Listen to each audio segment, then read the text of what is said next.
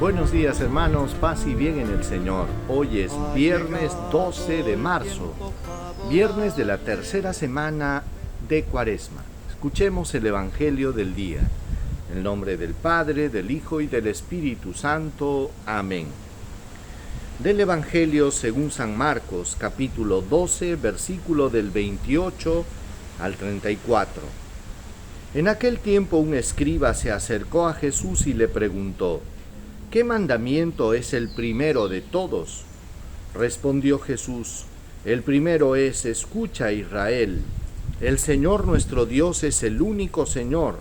Amarás al Señor tu Dios con todo tu corazón, con toda tu alma, con todo tu ser y con todas tus fuerzas. El segundo es este: amarás a tu prójimo como a ti mismo. No hay mandamiento mayor que estos.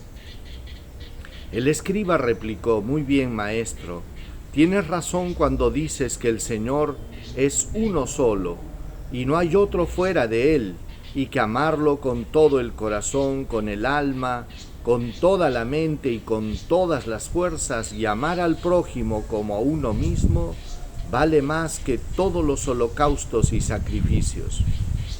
Jesús, viendo que había respondido sensatamente, le dijo: no estás lejos del reino de Dios. Y nadie se atrevió a hacerle más preguntas. Palabra del Señor. Gloria a ti, Señor Jesús. Hermanos, se acerca un escriba, un experto en la ley, en las Sagradas Escrituras, a hacerle a Jesús una pregunta que era demasiado obvia para cualquier judío. Le pregunta cuál es el primer mandamiento, el principal de todos los mandamientos. Era obvio que Jesús responda lo que respondió. Imagínense ustedes que todo judío fervoroso 3 veces al día reza el Shema Israel, que quiere decir, es el primer mandamiento donde dice: escucha, Israel, el Señor tu Dios es solo uno. Amarás al Señor tu Dios con todo tu corazón, con toda tu mente, con todas tus fuerzas. Eso todo judío fervoroso lo recita 3 veces al día. Entonces era obvio que Jesús sepa de qué se estaba tratando. Pero sin embargo Jesús añade algo y dice: y el segundo es este: amarás a tu prójimo como a ti mismo.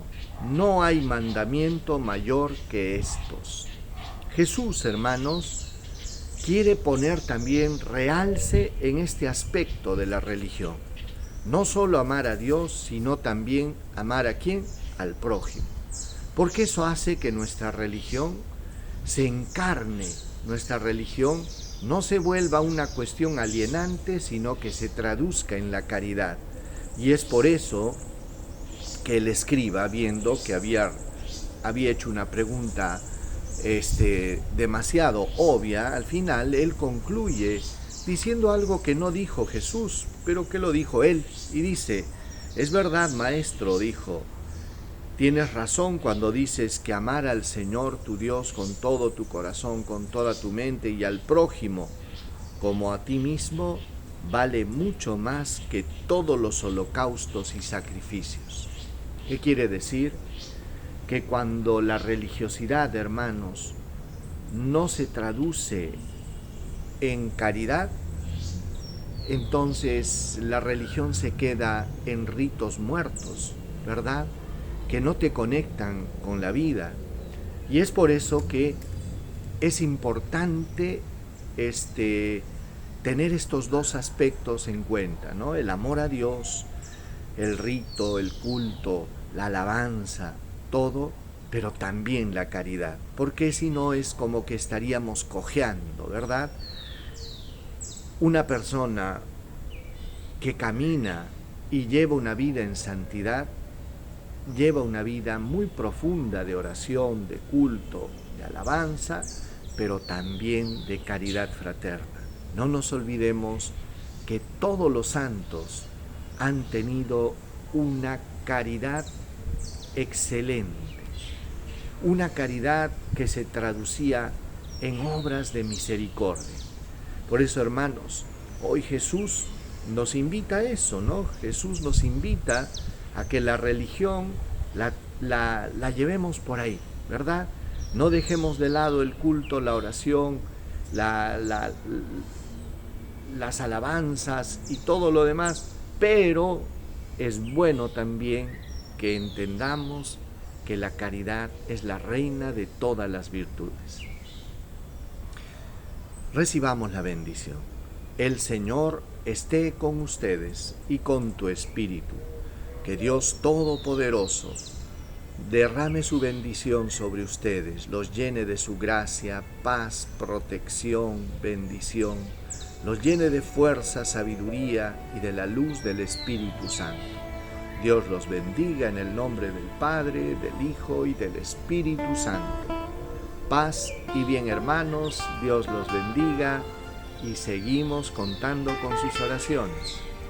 No se olviden de orar por nuestros hermanos enfermos. Paz y bien.